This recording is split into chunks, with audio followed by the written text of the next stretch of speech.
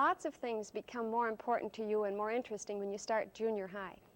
Maybe school is a little bit more fun, and clothes are suddenly important. And maybe even those boys are beginning to look a little more appealing to you. They aren't quite as repulsive as you thought they were maybe a year or two ago. And with this revelation comes all sorts of problems, like how to act and what to say to them and what to wear. And I don't even pretend to be an expert on this today, but my guests are, and I think some of them you're going to recognize. Mary Mitchell and Tony Zappa were with us before as representatives of the Field Schlick Teen Board doing some modeling. And we have two gals from Battle Creek Junior High, Mary Felstead and Lee Berry. Girls, I know none of you have this trouble, but I think that one difficulty a lot of girls have is, what do you say to a boy? You know, that tongue-tied feeling. What am I going to say now? Here he is and I'm blank. I think one good old standby is if the guy's in sports, you know, you can always bring in the fact, well, if he's in track, you know, when's the next track meet, or what area do you compete in, like whether it's long jump or like the 880 or whatever. That's always a good standby. Some common interest. You find that pretty helpful? Yeah. Do you ever? Yeah, they're always more interested in, if they think you're interested in them, they'll be more interested in talking to you too. In our discussions before, I've come across two different definitions for dating and going out. Excuse me. Now, you gals say you go out. Yeah. But you say that you date and you go out. Right. Okay, what's going out? Well, it's just being with a bunch of kids and going someplace fun and having a good time is more or less going out. Yeah, In a like group. Yeah. the high school kids, most of the time they can drive, whereas kids our age don't have license and don't have cars, so we walk places. You remember me. And Yeah. right. Yeah. I should qualify. These two are ninth graders, right? Right. And Mary is a sophomore, which is 10th, Right. and Tony is 11th, Right. junior. So although they're only like a year or two apart, a big influence here seems to be the ability to drive. Who's got access to a car? All right, what's dating? That's where the guy will ask you out, and you'll either double or just go out by yourselves. And you go to a movie or you go out for dinner or something like that, but you're usually alone most of the time, and That's more. he's the one that does the asking, and you're just together. It's more of a one-to-one correspondence. It's not so much of this group thing. It's more of a one-to-one deal, I think. Do you ever have, or do any of your friends have problems with parents as far as this going out or dating? Is there any parent influence on, for instance, deadlines? I hear a lot of kids talking about this. You know, why do I always have to come in before everybody else, or don't you Yeah. ever say that? And parents do. They usually ask you a time to be in by. But usually when I'm going out with a group or something, I don't have any deadline. I can stay as long as the rest of the kids do. But most of them have to go in anyway because they have a set deadline. Do the parents kind of get together and determine a deadline for the group, or don't No, your friends? no.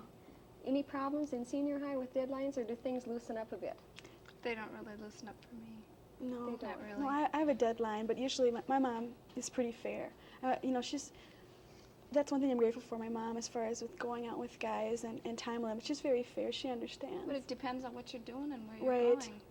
Depending on like if it's prom or a movie, or if you're just, you know, going out for the afternoon, maybe you're going to go to a museum, or just like lots of times I've gone out just around Loring Park, you know. That doesn't always have a limit either. I But limits are a good idea. Yeah, I think going out, the parents think a lot who you're with, Yeah. and that depends. I think they worry too, you know, if it's late, you know, car accident, this kind of thing. Yeah. Well, if And, you're just going to a movie, I mean, what can you do after a movie? Maybe go out and get something to eat or something like that. But a lot of parents are going to think that, I don't know, after a movie you can go out to eat, but you don't have to spend all your time out parking or something like that. which we're going to get into later. I think you brought up a good point in one of our earlier discussions. What about eavesdropping on the phone? Do any of the parents ever do this, or is this just kind of imagined by some kids? I think it might be, I don't know. My parents are pretty fair and they don't usually eavesdrop.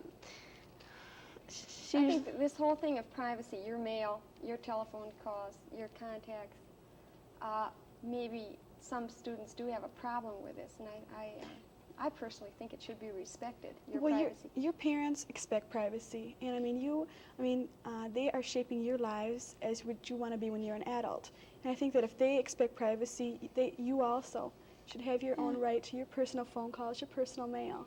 Is there anything that you or a young person might do as an individual that would cause the parent to be suspicious and look? I mean, what I'm saying is perhaps the student isn't communicating with the parent, maybe not letting him know what he's doing, and the parent feels that the only way they can really find out what's going on. Well, that's know. that's something that you have to resolve yourself. Or otherwise, if they think that if they suspect that you're doing something that they might not approve of. But I don't know. I think the whole relationship between parents and children is based on trust, because a lot of kids have problems with their parents, but they have to have a mutual trust there, and ideas change as people get older. You know, your ideas become more realistic. I think when you're young, you're more idealistic. But I think parents respect you for your age. I mean, they don't expect you to only act 13. Age really isn't that important. It's just how far that you've come with your understanding and your experiences with life. And parents aren't going to trust you unless you give them something for them to trust. Right. Yeah. I mean, parents, no matter who they are, they're going to think otherwise than what you're doing if they really don't know. Mm-hmm. And so if you don't give them something to trust, what do they have to trust? But a lot of times, like a friend of mine, her parents were really strict, and if a boy would call her, they, started getting nervous and stuff. So finally, she just snuck out, and she gave them a reason to mistrust her then. Sometimes it is the parents' fault. Yeah, and so many parents do that too, because I have a friend, she can't so much as sit as close as you two are sitting together on the couch in front of her parents. They can't hold hands or anything like that. And so everything they have to do out in the car, or they have to do away from home or something like that. And it really gets the kid mixed up. I think it takes a lot of understanding from both parts. From parent and Yeah. It's child. give and take. I mean, you've got to hear their side, and you've got to hear your side too, because I think so many times the way parents are strict as they are because they might have had either strict parents or they might have had a lot of bad experiences, or they're worried about their little girl growing up. Or That's the big that's thing. it. That's they kind of might hard to see accept something sometimes. in a boy that you really don't see, but they have a point. There might be something really wrong with him. Yeah, what about this objecting to boys you like? Have any of you ever had this experience that you said, here he is, and they said, forget it? No. No problems? No.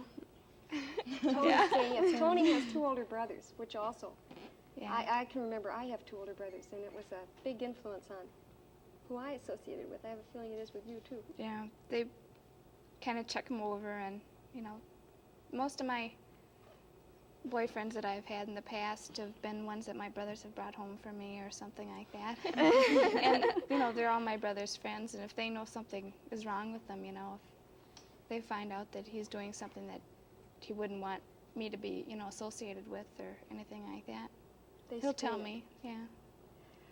This is going to sound like a really trite question, but what about girls who don't know how to dance and they really are self-conscious? You start out with your 7th, 8th, 9th grade dances, and like my daughter ends up playing basketball, and she's so self-conscious. I did all years.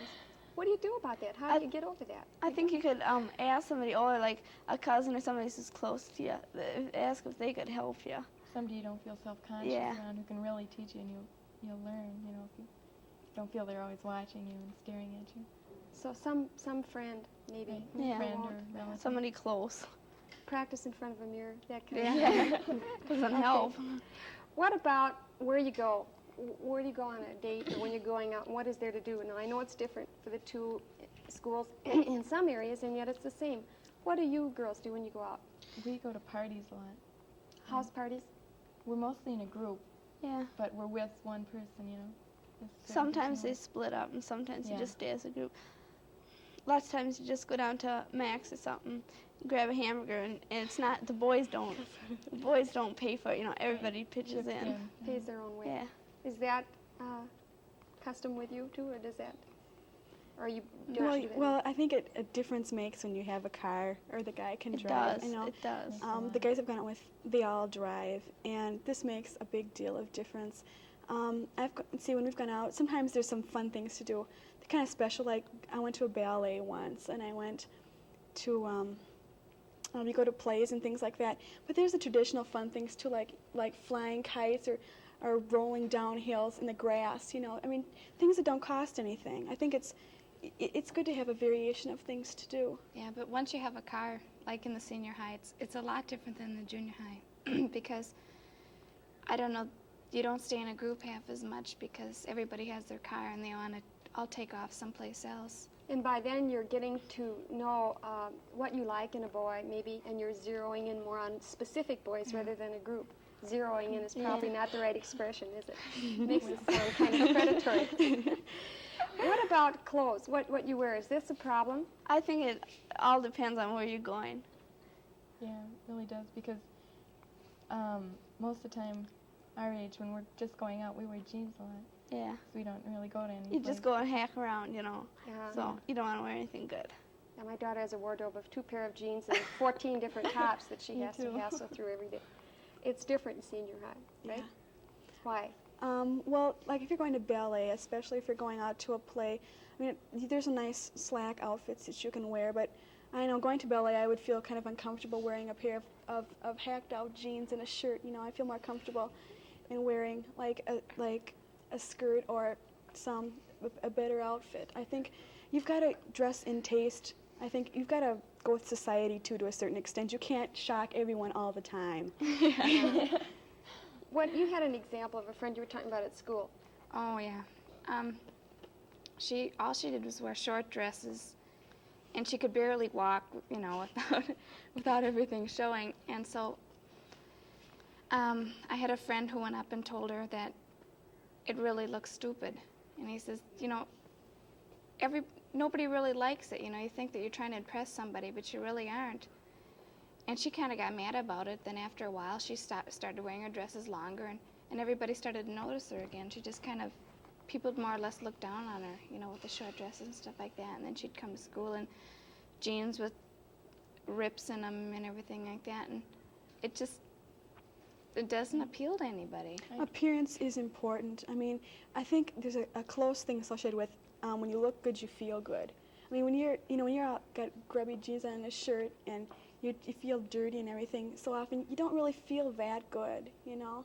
I mean, so cleanliness, too. I mean, a clean pair of jeans and a clean shirt, I mean, you feel better when you're clean. But a lot of times, you want to wear what everyone else is wearing. You don't want Yeah, to that's stand true. out in the Yeah, crowd, yeah, you know? you do. Right. Yeah. I If think everyone's got jeans on, you want to have jeans I on. think it matters whether the jeans are clean, you know, if Oh, they're yeah. clean and stuff, but usually I don't look, you know, on specifically what they're wearing, you know, I don't know. But so often, though, I've noticed, like, when I was on the walk on Saturday, everybody looked alike. Everybody had jeans on and a grubby shirt.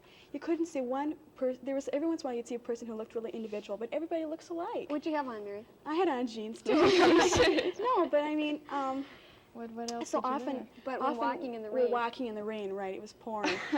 What else are you gonna wear? Well, you're not yeah, gonna but get I think dressed when you see a group of kids all together, very often they always have faded out jeans on and an old Maybe grubby shirt. this is the difference as you change from junior to senior high.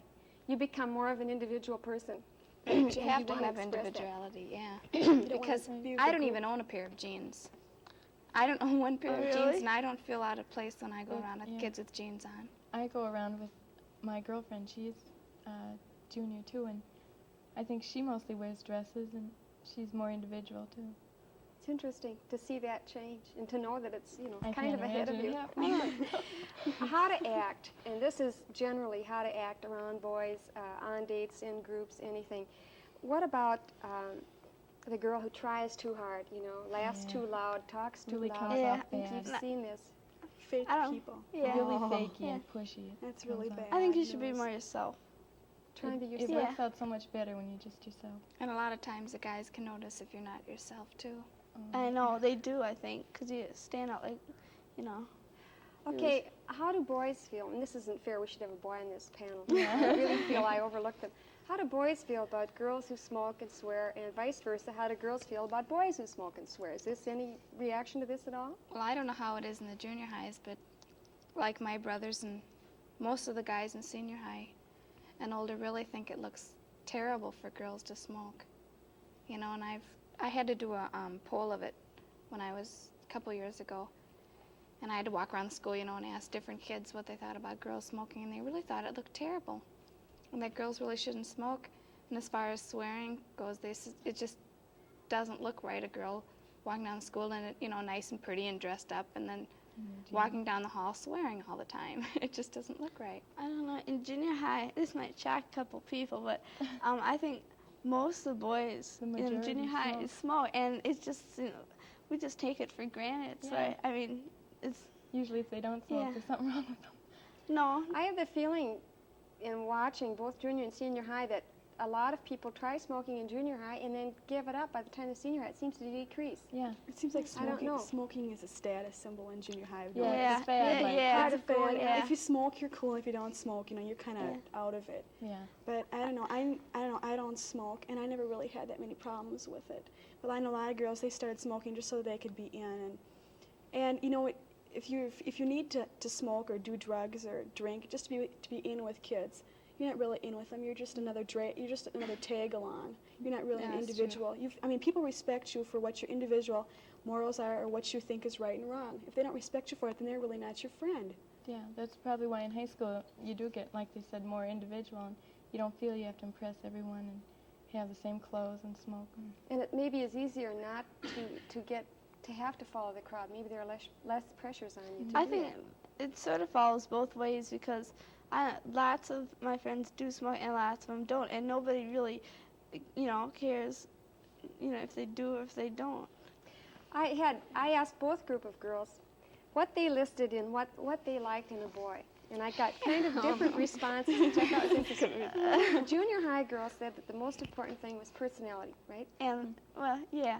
And then to be a The fun greatest part. person, not to be conceited. And the fourth thing was looks. They thought long hair was important. They liked long hair.